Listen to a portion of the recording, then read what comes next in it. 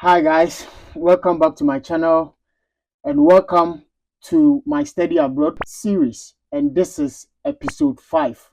In this episode, I would like to share with you the cold emails I sent to professors which landed me a graduate assistantship worth $20,000, which was able to waive my full tuition.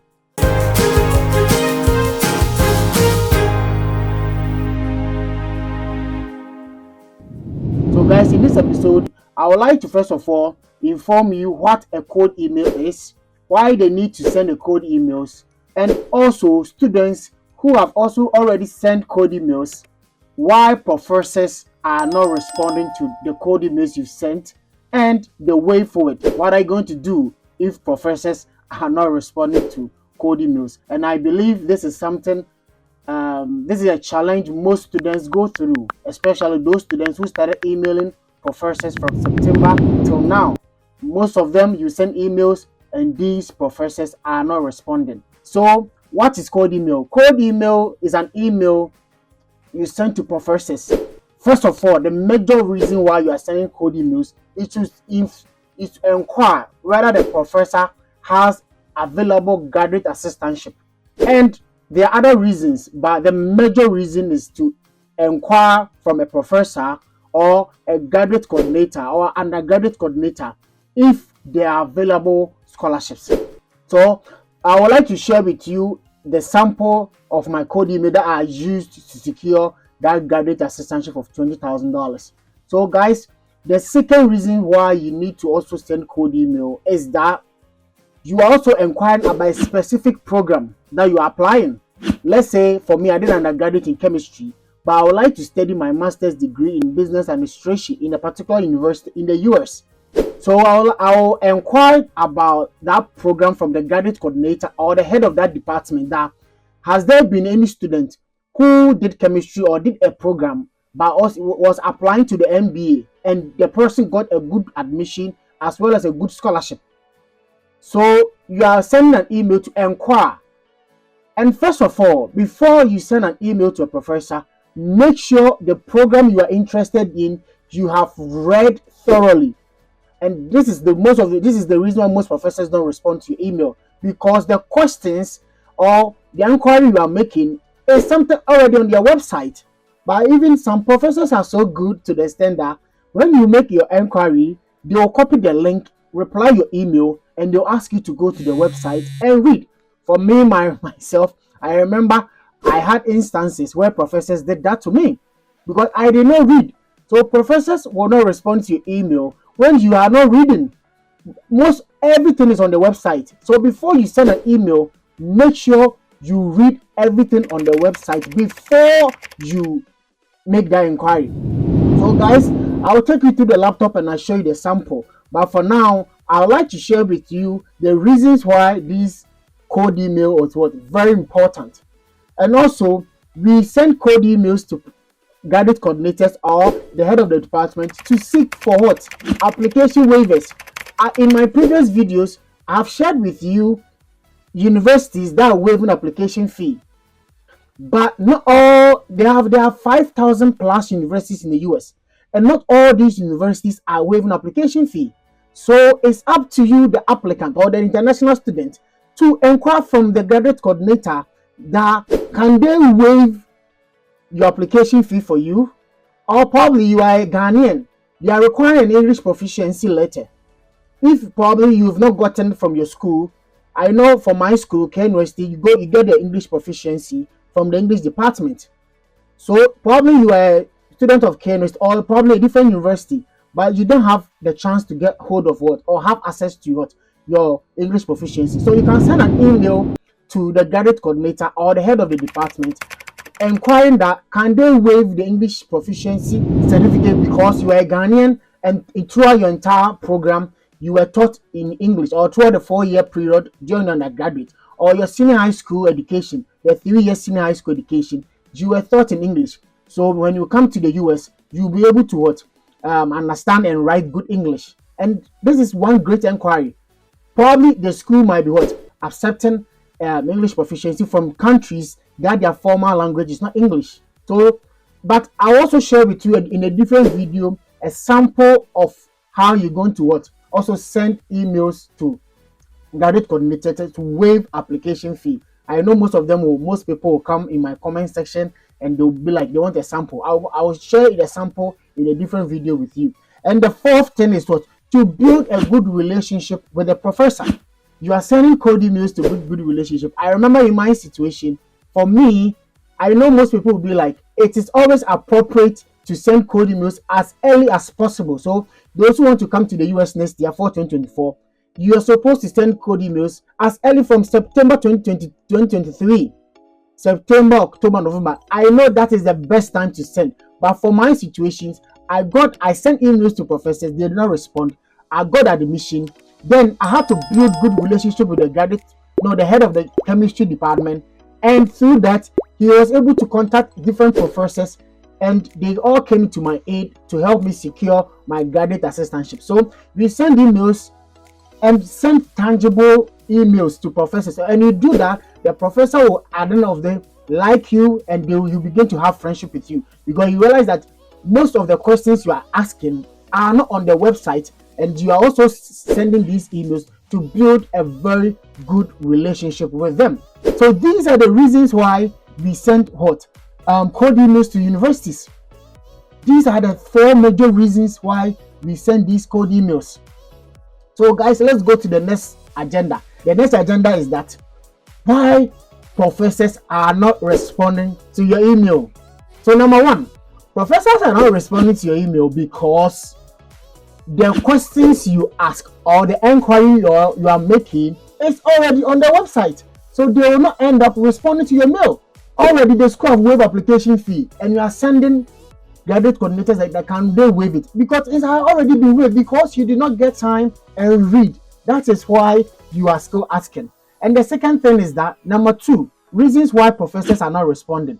They are not responding because probably they might have students. They've already given that graduate assistantship opportunity to students who emailed them earlier. Probably you might be late and you did not email them early. That is why for me, the way forward is that you try as much as there are over 5,000 universities here in the US. So why do you consider just one school? For me, I remember I did more than 200 universities. I sent emails to more than 200 universities. And with me, I had a jotter. I'll write the university's name and all the professors that I'm sending emails. So once I get a response, I delete it. This professor he's retiring, I cancel it. He's not having any graduate assistants available for me, I cancel it. Then I will make sure that all these professors have, and the ones that they are not responding to me, the way forward is that what you're going to do is that you're going to send them reminders. So the way forward, or how you're going to deal with it when professors are not responding to your email, is to send them reminders. So the same email you sent, you just go and right click it, reply to that email, and just introduce yourself and tell them that you've sent them an email on this particular date and you are not getting any response. So you would like to send a reminder. Thank you. Don't write a long story because everything is in the main email that you sent earlier. So there's no need to talk much. Just send them a reminder. Or dear Prof. So and so, I am sending you a reminder of the email I sent on this particular day. Thank you. Yours faithfully. Then you write your name. You are done. Send the email. That's it. So you don't need to send a prolonged email when I send reminders. And also, you are sending code emails to professors. The way forward is that you need to send code emails to more professors. So more professors indirectly is more universities. So the more you are applying, you are talking to more professors in different universities, and that's how you're also enlarging your scope of scholarships. You're widening your scope because the major reason why you are seeking for scholarship is to also get your visa easily approved. This is the major reasons you are saying, because at the embassy, I remember last year, statistics from the US embassy that 6,000 plus students from Ghana got their visa approved for graduate education. And out of these 6,000, I can say that 90% of them had good scholarship, because most students who were denied, when I speak with them, they will tell you that if you check their history, you realize that they did not get good funding. So if you don't have good funding, it will be difficult for you to what, get your visa approved. So for me, I have realized that people go to different countries and though they don't have good funding, but their visas get approved. So that is you.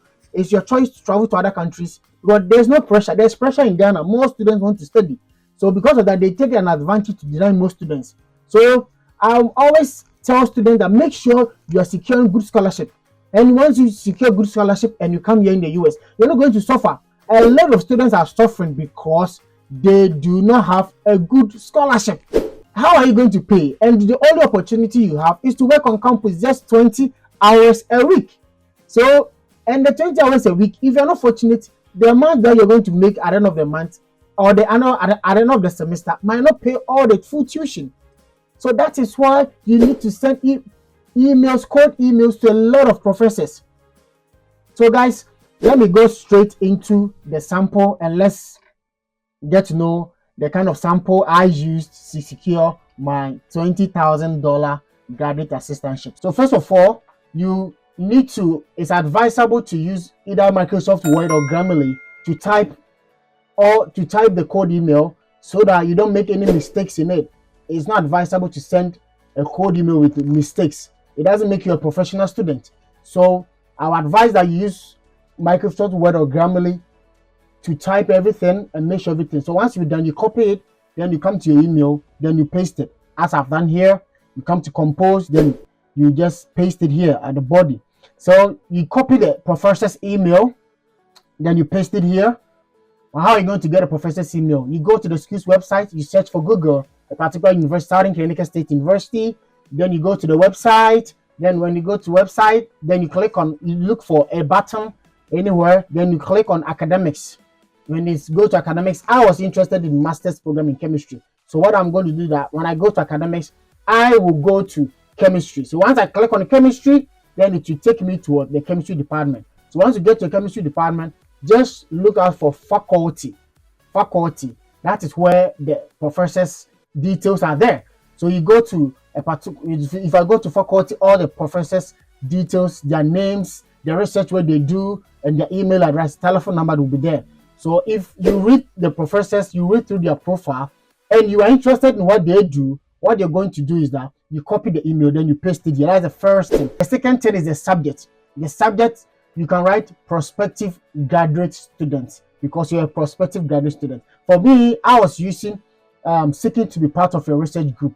For me, I just wanted the topic to be catchy and so that the professors will know that I want to be part of the research group. Yeah, so but most is advisable that you can write prospective graduate student if your program is not a research based.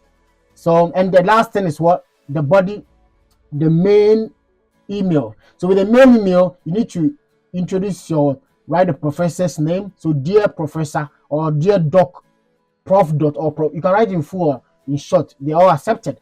So the professor is James Kent. Mostly it's advisable to use the professor's surname. So the surname is Kent. So dear Dr. Kent.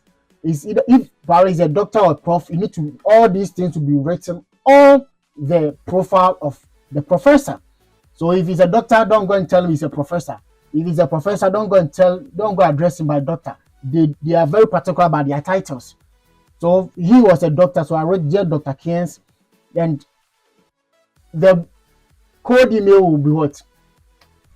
Will be divided into 3 parts as a formal letter. We have the introduction, we have the body, and we have the conclusion. So this is my introduction. So please, I write to express my interest in your research work and inquire about the possibility of joining your research for fall 2024. For me, I was coming for fall 2022. So those guys who are coming for fall 2024, you need to make sure you're writing fall 2024. I am a BSc chemistry holder, degree holder from K University, Ghana, and I want to study at Southern Connecticut State University to have my master's degree in chemistry. Introduction continues. I am a very disciplined person with a focus on research work. I have basic skills in research work and a strong research experience. I have co-authored a research paper, which is thesis work, which has been published. I am currently working as a research assistant at a teaching hospital in Ghana. So this is how the introduction should be. You introduce yourself, the program you're doing, your name, the program you did, and what you want to do at that particular university. So you come to the body. However, my interest in research has always been very high and excellent, as my undergraduate research work was adjudged among the best. Since I graduated with a hot, my research work got a publication. It was a strong point for me. That's why I mostly was specify. So I had to specify in my CV and in my statement of purpose, as well as the code email, because it was a strong background when it comes to research. I've gotten a research publication. So I was adjudged the best among my team.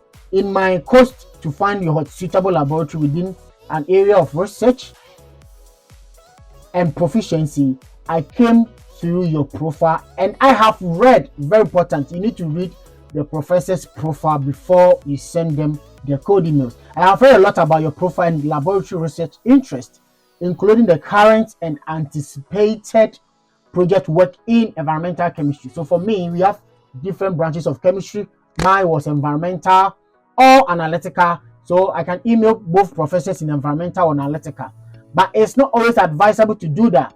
For me, my school, I ended up working a professor in a physical chemistry. That's another branch. You need the assistantship, because you don't have it. You come to the US and you're not going to be a happy student. Because how are you going to pay if you don't have good scholarship? If you get a scholarship, which is like 30% or 50%, how are you going to pay the other 50%? It's going to be tough for you, and you're not going to be happy when you are in the US. So for me, I ended up even working with a professor in a different field.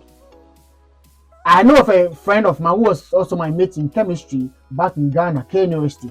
She ended up working with a professor in the biology department, though she's a chemistry student. She applied to masters in chemistry in a particular university here in the US, but she ended up getting a graduate assistantship in the biology department as a teaching assistantship. You see how this thing works. So if your MBA doesn't mean that you cannot email professors in the chemistry department to inquire, because there are 3 types of what?